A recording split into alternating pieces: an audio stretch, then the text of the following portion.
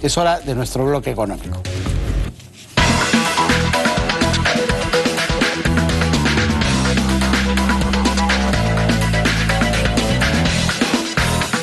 Ante la inflación, el alza de precios, ya se empieza nuevamente a escuchar voces que piden que haya un aumento del sueldo mínimo, de la remuneración mínima vital.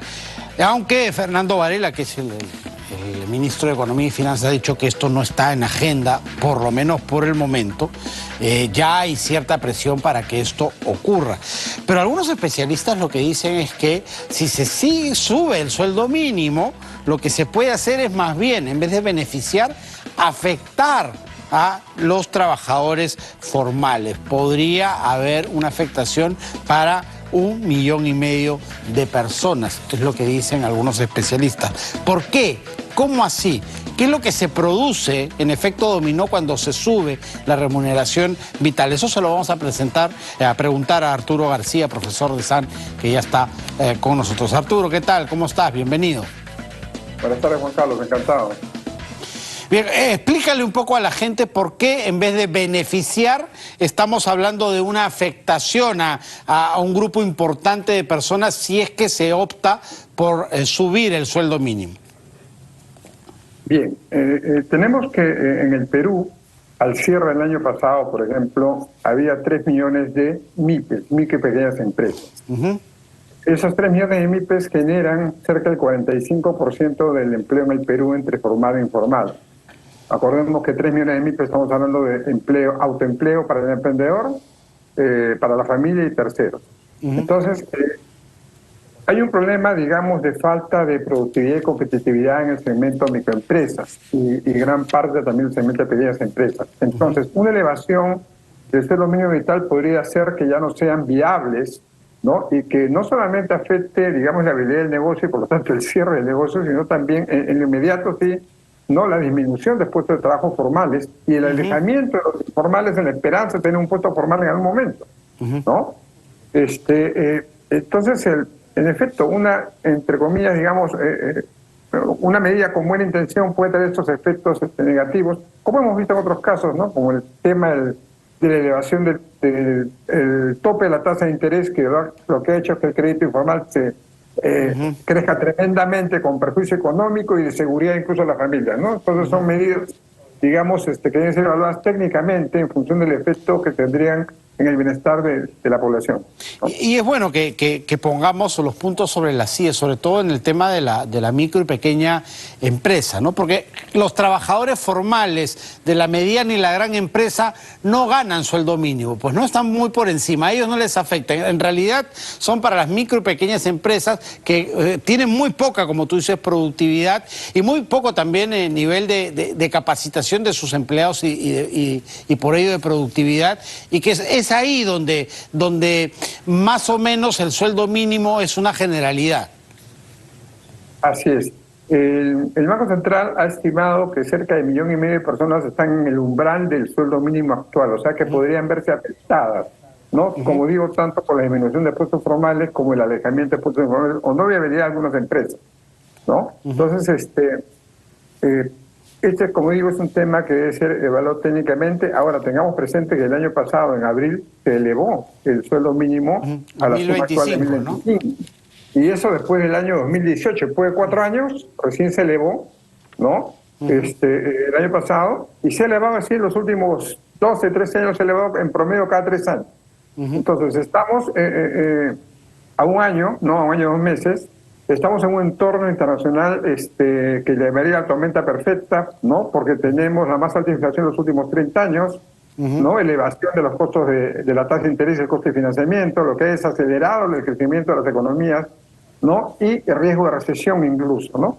Sin embargo, dentro de ello, el Perú, si bien es cierto, se está afectando porque la tasa de crecimiento este año, el BCR acaba de actualizar, ahora este mes a la baja, al igual que el Fondo Monetario, a 2.2%, aunque analistas privados estiman que no debe estar algo ligeramente debajo del 2%, pero a pesar de ello, de la resiliencia que ha mostrado la economía peruana en la actividad empresarial en todos los segmentos, ¿no?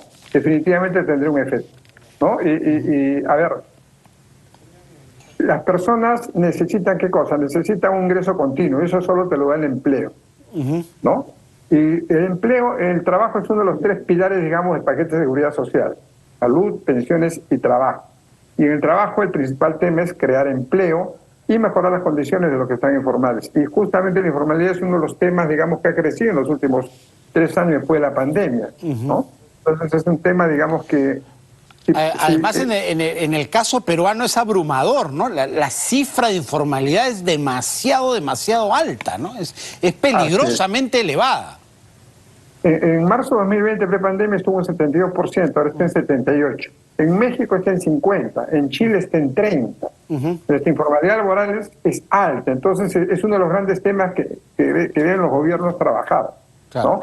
Ahora, en lo que podría trabajarse, porque digo, el incremento último fue hace un año, ¿no? Y en promedio cada 3 años se eleva la remuneración mínima vital. Es ir trabajando en ese gran segmento de micro y pequeña empresa para darle mayor competitividad y productividad.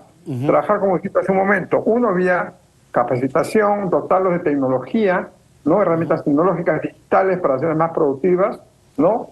Ver el tema de ampliación de créditos, ¿no? En condiciones mejores, ¿no?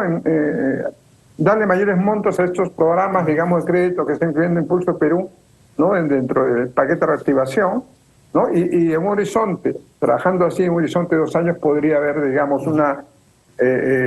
un incremento con sustento sin que afecte pues el tema laboral.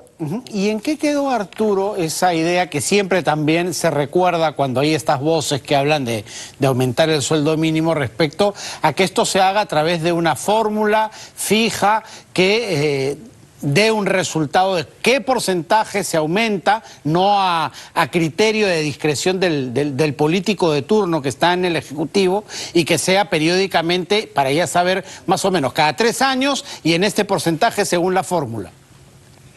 Bueno, tenemos en el Consejo Nacional del Trabajo, que debe ser la entidad, digamos, que evalúe técnicamente con la presentación de los distintos sectores, ¿no? Y representantes, y ellos son los que... producto de ese trabajo deben pues proponer una metodología, ¿no? Que es digamos, es perfectamente elaborable, ¿no? Se considere todos los factores desde el tema, lógicamente, inflación, ¿no? Definitivamente, pero también pues el tema de ver el tema de competitividad, mercado laboral, ¿no? Porque, a ver, como decimos, hay 1,5 millones que están en ese umbral de cerca del mínimo vital actual, o sea que podrían, entre comillas, beneficiarse, pero el efecto en los 7 millones restantes de MIPES, de personas que trabajan en MIPES, por ejemplo, podría ser, como digo, de pérdida de empleo a informalidad nuevamente, ¿no? Entonces, es un tema que hay que evaluar técnicamente, no digamos, políticamente. Sí, pues. Claro, porque a veces lo que no se entiende es que ni el empleo ni el nivel salarial se controlan por decreto, pues, ¿no? Finalmente son otras variables económicas las que hacen crecer el empleo y eventualmente crecer el nivel de sueldos. Mire, y paralelamente al tema de dotar de mayor productividad y competitividad a las MIPES, hay que trabajar en el tema de dar estabilidad y promover la inversión privada. ¿Por qué? Porque la inversión privada representa el 80% de la inversión total. La inversión del Estado solamente es 20%. Y si vemos la población económicamente activa del Perú, de los 20 millones de peruanos que trabajan entre formal e informalmente, ¿no? El 80% de puestos de empleo lo genera el sector privado, desde la microempresa hasta la gran empresa. Y de ese 80%, de esos casi 15, 16 millones de peruanos que laboran informalmente, ¿no? Tenemos que 8 millones, cerca de 7, 8 millones trabajan en microempresas, son micro y pequeñas empresas.